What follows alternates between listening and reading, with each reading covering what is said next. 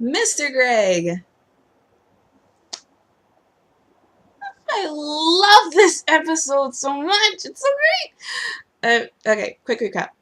So after Greg gets the money, he's not entirely sure what to do with it at first, but then Steven suggests that they go on vacation and they go to Empire City.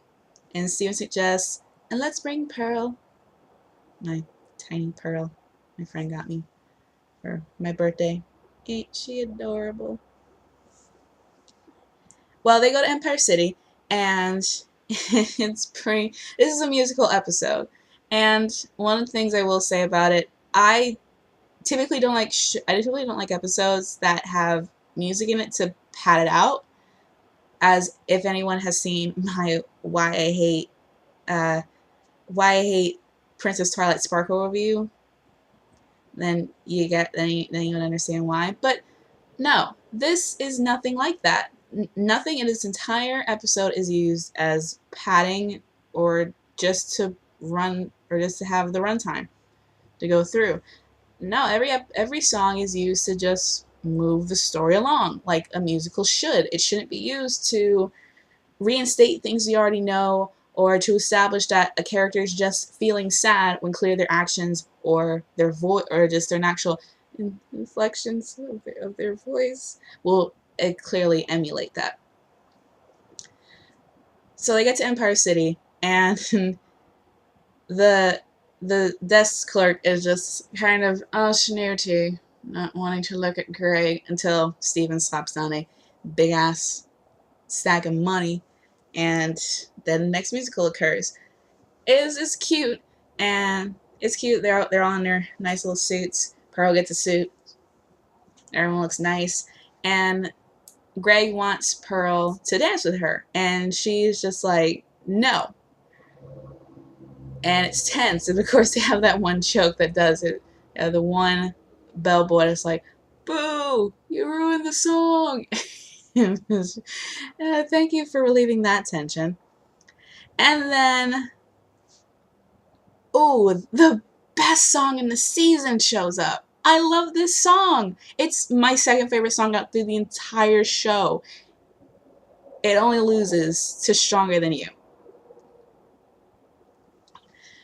But it reveals so much that Pearl was totally cool with Greg being there, and that they were like fighting all catty like over Rose's attention. But after she's gone, it really hits her, and a part of her just cannot accept this. Even though Rose is gone and she's been gone for a while now, part of Pearl cannot accept it. Even though she knows she has to, part of her physically cannot. And it's to the point where it makes her cry. And of course, there's the line in the chorus that reveals it. The, it's over, isn't it? Isn't it? Isn't it over? You won and she chose you and she loved you and she's gone. That line. I mean, that one part in that chorus just, oh, it's so good. It just reveals so much. And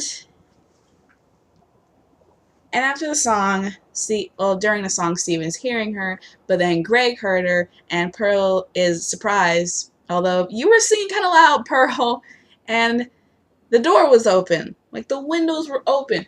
Like just because the windows are open, just even if the windows are closed, don't think we're not going to hear you. I live next to a fucking freeway. My windows are constantly closed, and I can still hear the goddamn cars that are still a good 50 feet away.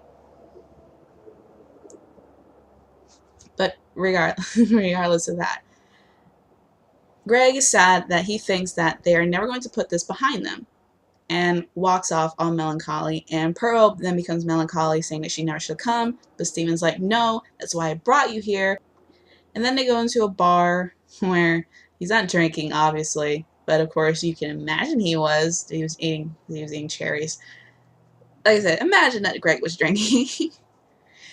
But Pearl and Steven go to the bar, and Steven tries to get them to talk. And the second to last song occurs of the both love me and I love both of you. And they start talking. And when Steven first says, you both love me and I love both of you, the entire screen turns pink. And and Greg and Pearl start crying. And I have to wonder a little bit, like, who in there was talking? Was it Rose? Was it Steven? Or was it both of them? I wouldn't be surprised if it's both of them, but it's just, that was a little bit too convenient that area just turned pink the second that Steven says, you both love me and I love both of you. Because it really does account for both Steven and Rose. So aside from that little mystery there, which no, don't ask me to do a theory on it because I don't know who was actually talking. Pretty sure it was both of them, but that's just my thought. But consequences of where I live. But Greg and Pearl finally do bury the hatchet and they have their dance. And it is so beautiful because after all that long, it wasn't really animosity towards these two characters that they just like were butting heads. No. But there was something there where they couldn't 100% trust each other. Maybe trust is not the right word.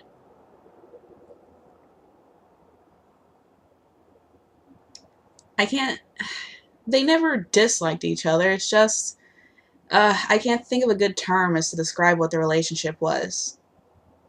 But regardless, the hatchet is buried, and they go home, and they're both smiling, and they're talking to each other, and it is just great to see these two finally let go of something that they've held on for, what, about 20 years? And I honestly can't wait for the next episode with these two, because the hatch is finally buried and they can just get on with it. So Rebecca Sugar, I greatly look forward to the next Pearl and Greg episode. And hopefully you all too. Which hopefully a lot of people will see it. But typically when they're Pearl-centered episodes, I don't know why, but the numbers tend to go down. Like, I've looked at the ratings, and the lowest amount of people Steven Universe has gotten was for Rose's Scabbard, and it was a Pearl-centered episode. So hopefully when we do eventually get another Greg and Pearl episode, more people will see it, and it won't drop about 300,000 people. So that was Summer of Steven. I hope you all enjoyed the first 3 episodes as much as I did, and you will get the next 3 on Wednesday. Thank you, and so long.